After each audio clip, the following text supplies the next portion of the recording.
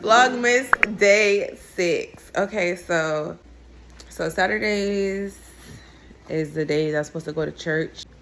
I haven't been consistent with going to church, but the day that I go, when I do go, is on Saturday.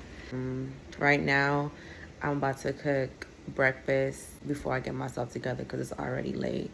I got up around 7:30 and kids got up around like Caleb, I got him like 7:45, and then Josh got up around like a little after 8.